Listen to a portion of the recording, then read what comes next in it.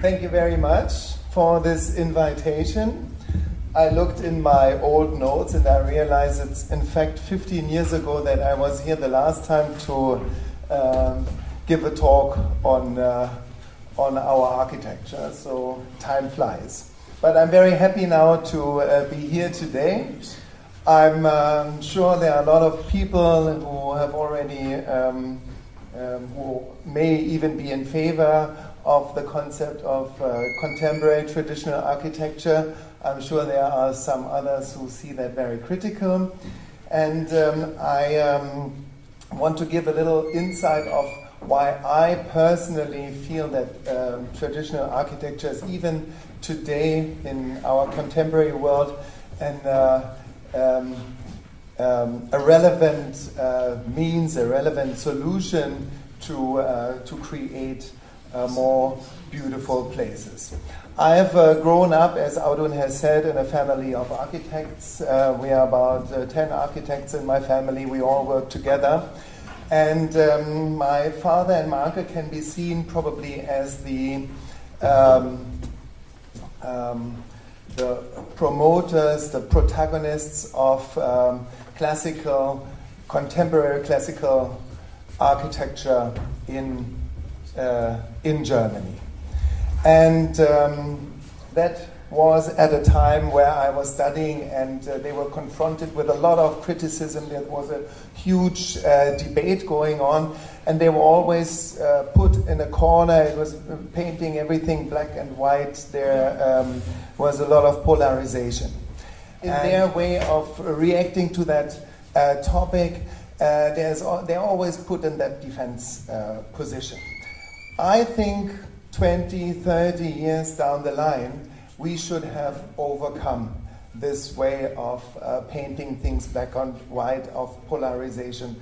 And that's why I'm not here today to do any polemics or to do bashing of modernism or showing ugly pictures of modern architecture, good pictures of classical architecture. I think that is not the point. I'm not here to convince anybody. I'm just here to to show some of our work.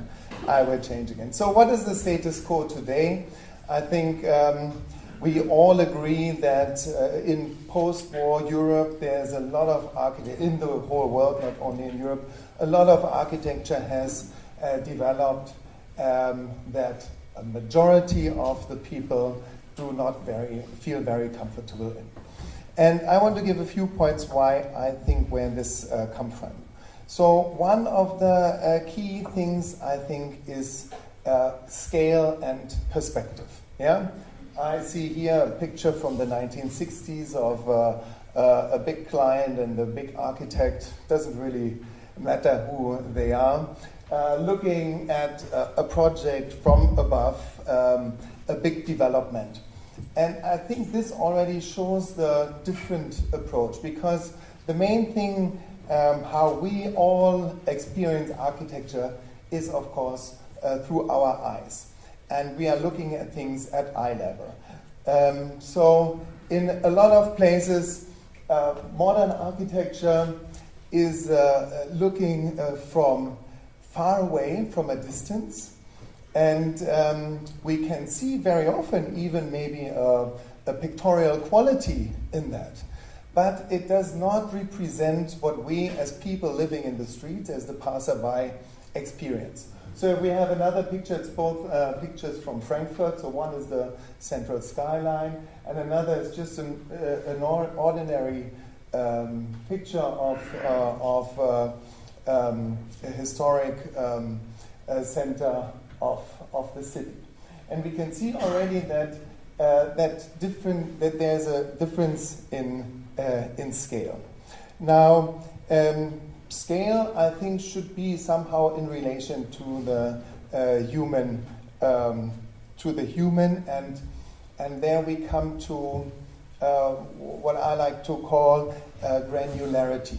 So we want to experience something in the building from every distance when we approach a building. We can see this. We all know that in Brasilia. I think it's a beautiful picture, but this is can only be seen from about a kilometer or 2 kilometers away. And when you get closer, that beautiful picture cannot be experienced by a passerby. Whereas when you have a classical building, I've chosen here just any building. It is the old Arsenal in Berlin. It's one of the oldest buildings on the main road Unter den Linden in Berlin. The old Arsenal, which has turned into the German Historic Museum.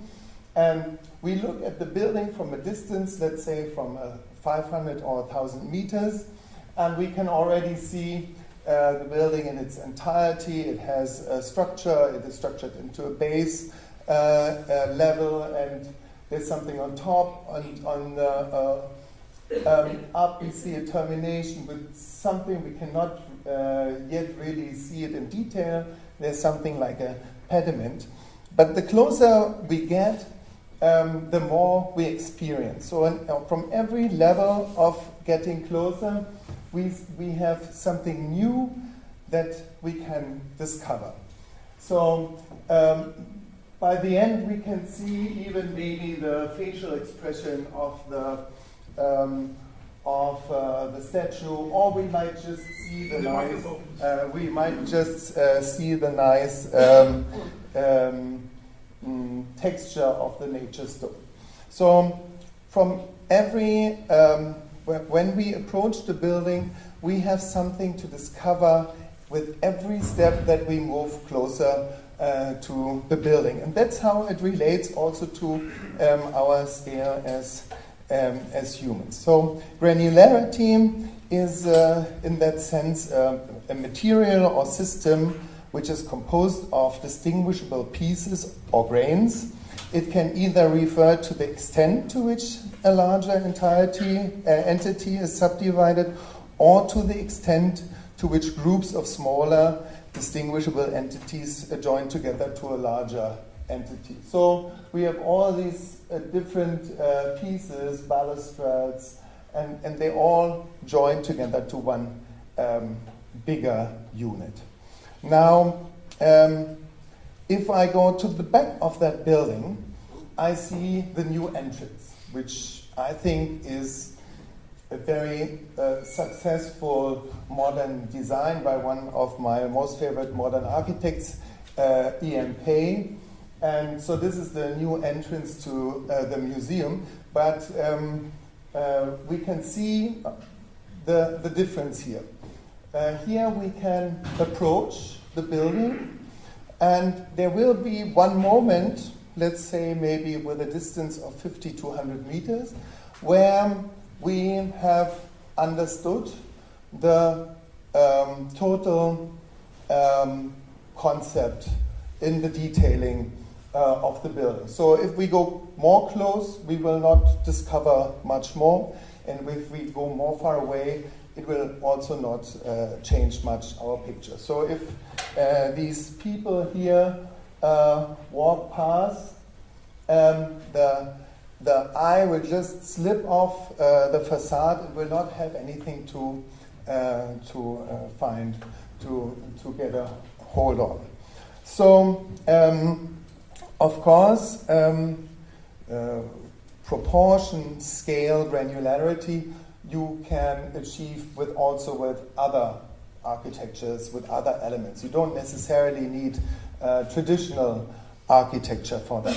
But I think traditional architecture has more to deliver. I will keep the next image for a while I go into detail. Here you see both of the parts together. Just to add one more thing here.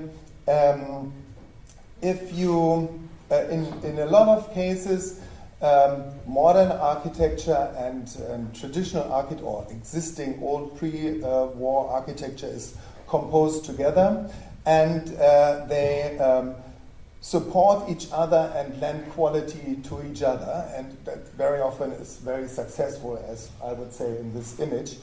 But I believe that it is more the quality of the old building that adds to the modern than the other way around.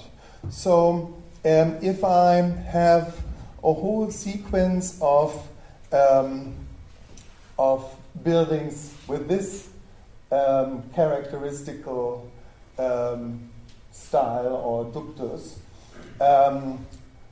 we will get a beautiful old setup, like the old town of Rome or Paris or London, any beautiful place. But if we have a repetition of, not of this particular piece, but of that architectural style, we will end up, I believe at least, with a total that may not be what we are looking for. So I've heard of a lot of people who travel to Paris to look at it, but I've heard of no one who travels to Paris to only go and see La Défense. Maybe there are a few architecture students or architecture critics who do that. I don't know any of them. Classical traditional architecture or contemporary classical architecture is what we call our work. We've been called a lot of names. We've been called copycat, pastiche, kitsch, postmodern, historicist, classicist. We like to call our own work classical, traditional, and I want to explain that a little bit. Tradition is by definition something alive. So it's not something dead. Okay, there are old extinct traditions, but if there is a tradition that is still active, it's something alive. It is the passing of specific beliefs or behaviors or customs or actions, in our case, a language of an architectural language, through a playful handling and intuitive repetition. I like this. A playful handling and intuitive repetition. It's not that we do it the same all the time, but we play with it, and that's how it keeps this tradition alive, and that's how it can adapt. And through this action, this group becomes a certain culture. So it is something that is derived from the past, but is not necessarily appropriate or adoptable without minor adjustments. So it constantly needs to be adjusted. Yeah? And the word classical, of course, on the one hand relates to Greek, Roman antiquity. In that sense, it distinguishes it from a Chinese or Asian tradition. But on the other hand, this word has also come to mean an outstanding example of a particular style, something of a lasting worth with a timeless quality. So this is what I think can be seen in this picture, and that is what we are aiming for. If we are successful, that's someone else to judge. So classical traditional architecture was not invented deliberately as a tradition. It rather developed on its own, in contrast, for example, to modernism, which was probably through a group of protagonists who were seeking for a break with the tradition, developed into a new tradition. Yeah? And the classical traditional architecture is so strong because over the 2,000 years it was always able to adapt to new situations. Yeah? Then there are a few other important points. I think one is the emotional access that we have to classical architecture, the recognition, the identification.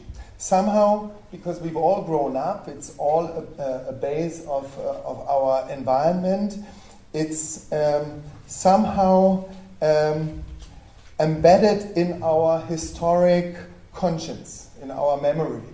And that's why we feel good in that environment. Yeah, it's like a small child. Children, I think, from my experience, they need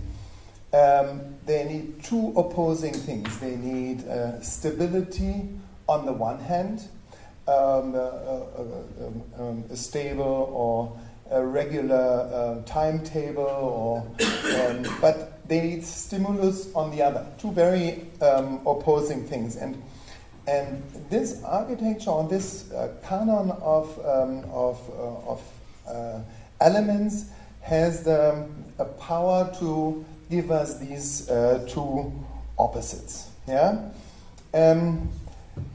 In English, it's not so good in German. I don't know about Norwegian, but in English you can very nicely differentiate between ornamentation and decoration. And ornamentation refers to the tectonics of how weight is carried down, post and beam. Very simple concept. So traditional architecture tries to show this concept of tectonics in the facade, because this is what we as humans can understand, how this load is carried down. Of course, it's very often only an aesthetic expression of that construction, rather than really being a construction. Here, maybe the columns actually carry this load, but if we have a facade that is structured in pilasters, it may not necessarily carry that load, but we can relate to that. So, and that creates a kind of harmony that we can understand. And harmony, again, is a very important aspect here. Modern architecture very often seeks confrontation, a break. It wants to shock. It wants to provoke. That's not my personal nature. I prefer harmony. But on the other hand, traditional architecture has that huge repertoire, and can, on the one hand, be extremely diverse with all these elements. You can walk through Rome and you can see different buildings from over a span of 2,000 years that can be extremely different. At the same time, they're using the same elements. So that is a very interesting contrast, actually. And I also feel that traditional architecture has a kind of aesthetic sustainability. Yeah, I'm not talking about technical things. I'm not talking about the calculation or the measurement of CO2 emissions. But we see that buildings, let's say from 1800, if I have a building that is defunct because it's an old power station and it's not used, probably because of the quality of the construction as well as the quality of its aesthetic design, lead to the fact that people are looking for a new use for that particular building. If I have a power station from the 1960s and it's defunct, probably there's no question it will be pulled down and we build a new one. So this is just some general points, some aspects that how I feel about traditional architecture. It's not scientific at all, it's just personal thoughts. And I want to show you now a few of our projects and to give you an idea of our company. We are celebrating this year our 50th anniversary. We are, as I said, a family of architects, my father, my uncle, my cousins, and two other partners. And we have a team of approximately 50 architects working with us, and so we are in the lucky situation that we can look back at quite a history within our firm, and we have a variety of projects. So I will walk you through a small selection of 2 or 3 projects to give you an idea of our range of work. So I didn't want to show horrible modernist examples, except for one, which was a building which is a design from our firm from 1974. And when I heard about it the first time, I asked my uncle about this building. He says, "Oh God, don't remind me. Since 20 years, I'm not driving through this street, not to see this, but to be reminded of this building." So, more or less in the same year or in the same time, my father and my uncle did a large hotel project in Spain, and they started to incorporate these more Moorish elements to create an atmosphere for the tourists. It was on the Canary Islands, so more close to Africa than to Europe.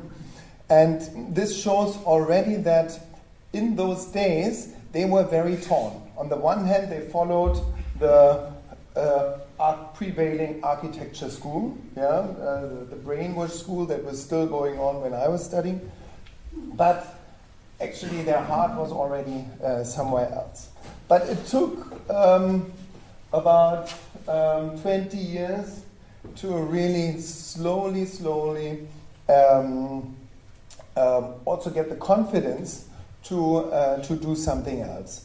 And that led to one of our biggest projects, or most well-known projects, the construction of the Hotel Adlon, which is now also already 20 years old, but I'm still showing it because this project has started a huge change in the architecture debate in Germany. And we've just had a critic recently who says that this project opened the door for a lot of the work that we see in Germany today. We have reconstructed the old city palace in Potsdam. We are reconstructing, not we as a firm, but Germany, reconstructing the city palace in Berlin as a missing piece in the urban fabric. And there is a growing number of architects that use elements. They may not call themselves traditionalists, but they're using elements of that sort of architecture. And there are also more and more traditionalists. So this is a hotel project, and so we do, it's actually one of my favorite things to do is the design of hotels. We also do office buildings.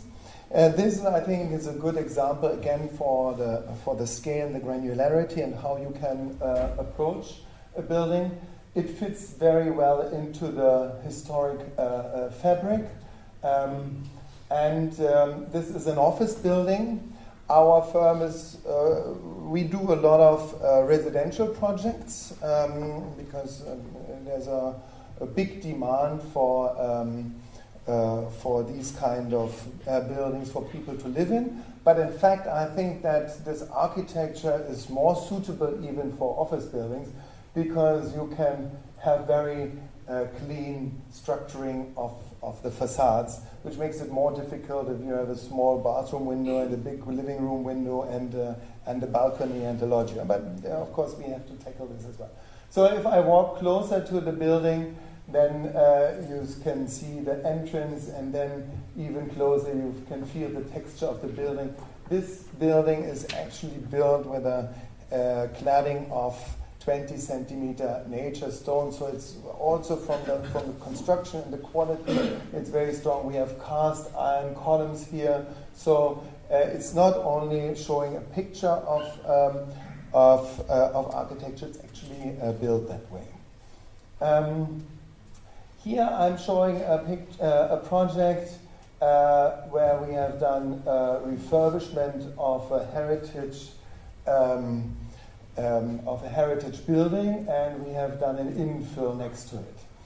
And although this facade looks extremely sober in comparison to the heritage building, we can see that we've actually used the way we have structured the facade is actually taken from the old building. So we've taken the same heights, the same floor heights. We have the three division in the first two floors with the round arches, and then here 1, 2, 3, 4, 5. We have the division into 5. So we've taken on the one hand the structuring of the old building, but compared to the old building, I think it almost looks modern, but in a classical language. Again, this is an office building.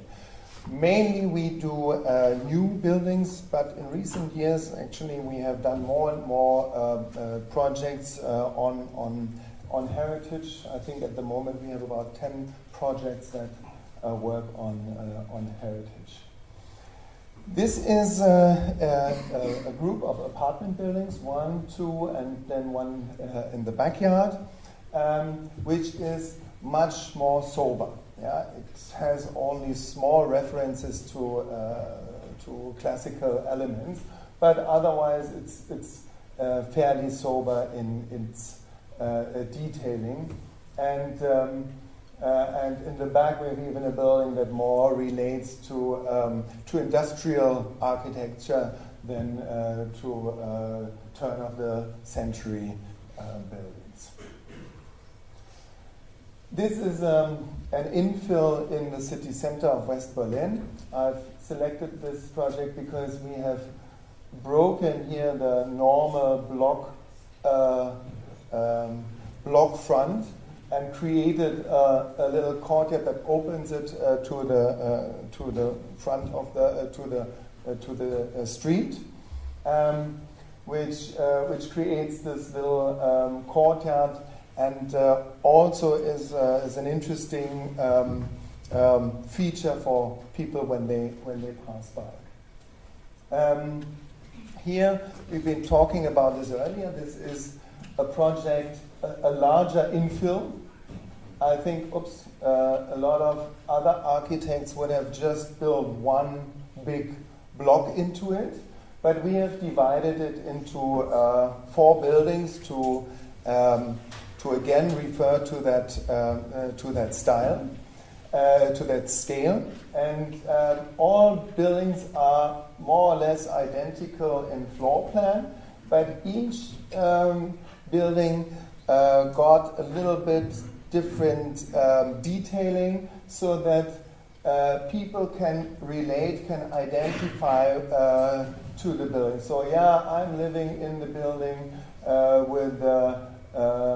with the cast iron columns, and I'm living in the white building. So you can refer to this. You see them here built. So some details are the same, and others are different. Yeah, and so that creates a kind of variety.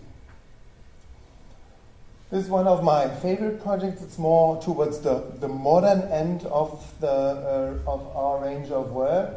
It still has classical elements, the tectonic, the ornamentation, but in general it is more bright, more light, more sober. One of our later projects from 2016. It's large area with around 9 plots that were designed by 4 or 5 architects. We have done here 2 bits, this corner building, and this townhouse. And you can see that it gives a nice variety with the neighbor buildings. Some are more modern, some are more classical, but because of the small separation into smaller sites, you get this variety. And also because it's different architects working on it. We promote that a lot, that we don't say we want that project and we want to do it all. I think it's always good also to work with 2-3 architects on one project, because then automatically you get some sort of diversity. This, some more detailing of the same building. And this, from 2019, I just got these pictures, the pictures that follow, 2 days ago. It's very bright, you can hardly see it. Yeah? So this is the sketch, and here just one thing. We do all our designs by hand. Our initial concept designs are all done by hand, because we say if we write it in the computer immediately, I have to type in, let's draw a parallel with a distance of 80 centimeters. I've already cancelled my whole intuitive power. So all our projects are initially designed by hand, and then later on, of course, it's all done in the computer. And this is pictures I just received yesterday. The scaffolding was removed last week, and our latest project. Yeah. So, thank you very much. And